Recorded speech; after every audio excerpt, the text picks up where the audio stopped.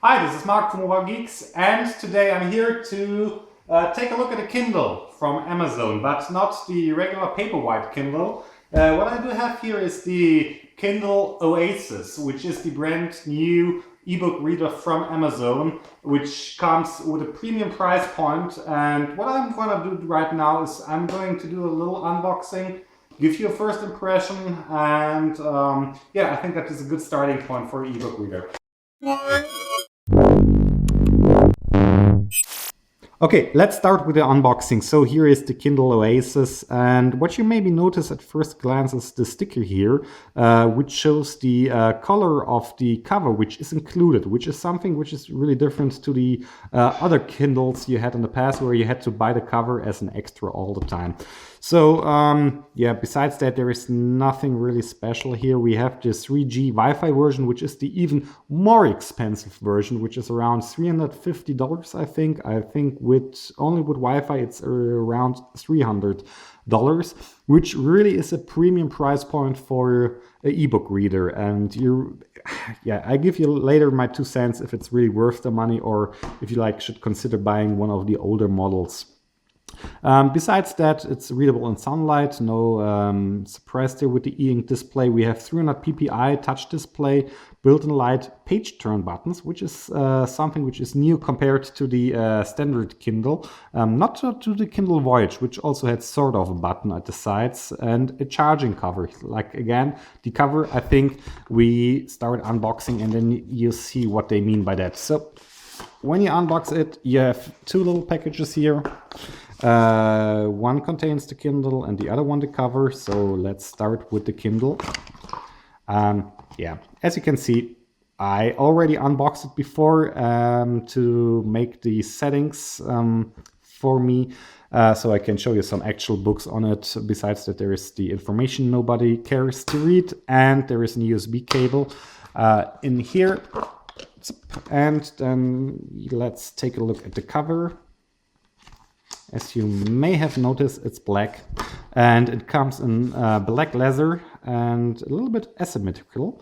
And that's maybe the first thing you'll notice when you put those two together. Let's put it like this so you can see it. They changed the shape of the Kindle. So this is basically the iconic ebook reader shape, which has been around for years and which didn't change over time.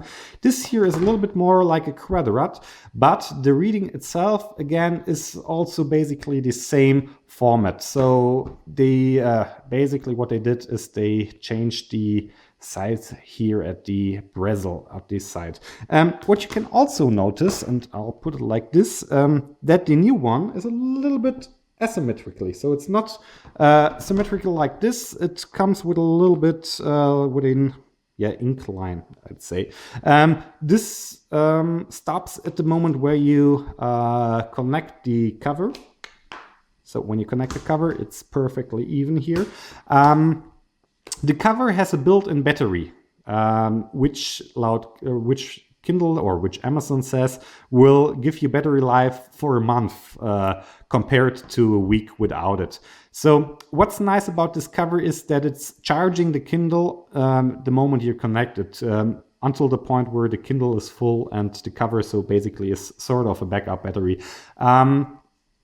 When you open the cover, you start with your book, which you are currently reading. And from what I've learned so far is that I'm not a huge fan of the cover, because it makes the whole thing a little bit unhandy or not so nice to hold it like without the cover. Because let me put it like this.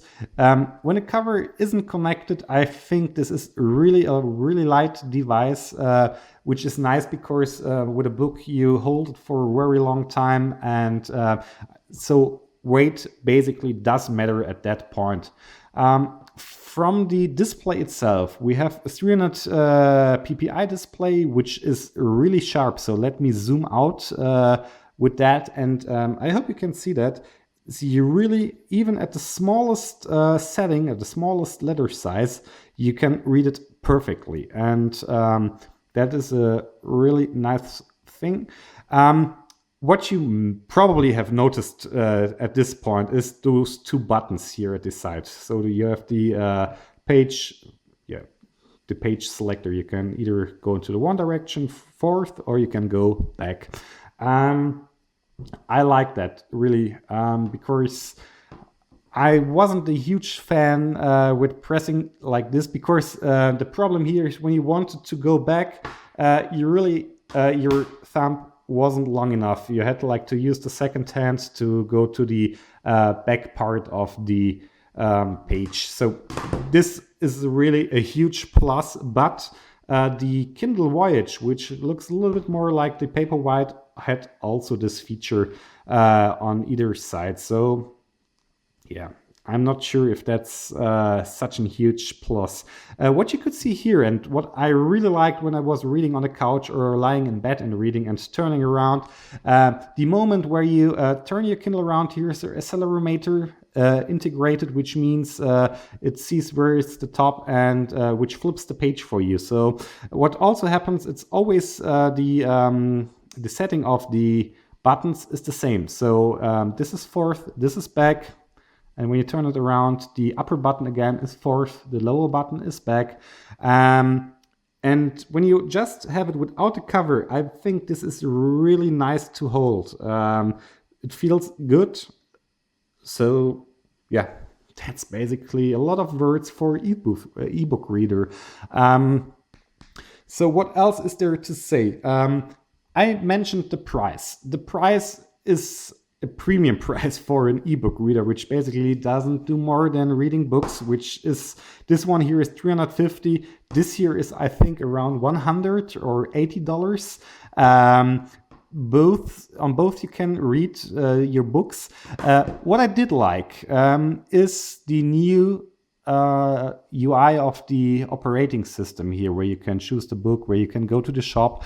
And what I like most is the quick button here, where you can adjust the brightness. In the Oasis, you don't have a light sensor, so you're responsible to set the proper lighting all by yourself. And what I noticed when I'm reading in the dark, so it's pitch dark in the room, and you turn down the light very low, it really doesn't hurt your eyes. That was always a problem with the Paperwhite, for me at least. But of course, even in the lowest setting, it was still a lot too bright when it's dark around. And when you put it to 1 or 2, it's basically so dark you can't see, almost don't read it. So you really can fine-tune the brightness of your screen here, which is very good when you're reading in a dark environment.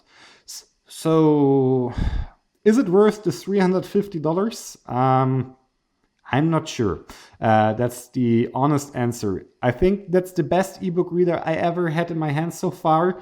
But that's really a lot of money for something which can't do much more than showing you books. And one thing I liked about the cheaper Kindle is that when you're, for example, say in holidays, you were never afraid, or you never had to or you didn't bother that much to light this one at the beach while you go swimming. With a thing which costs like $350, I'd be a little bit more worried when I'm going away from my beach towel and maybe someone is trying to grab it, because that's quite expensive.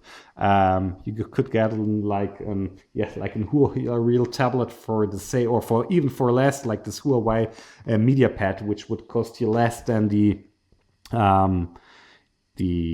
Kindle Oasis. So I'm not sure. I think please let me know in the comments if you think this is a fair price, if this is a premium, because with premium devices you usually have this, oh, I need this feeling, this Apple feeling, because you think, oh, I can't live without this cool new gadget. And that's something I am missing at Kindle Oasis. So please let me know what you think. Put it down in the comments and I try to answer to it. And if you have any further questions, please let me know. I'm Mark from Mobile Geeks. Thanks for watching.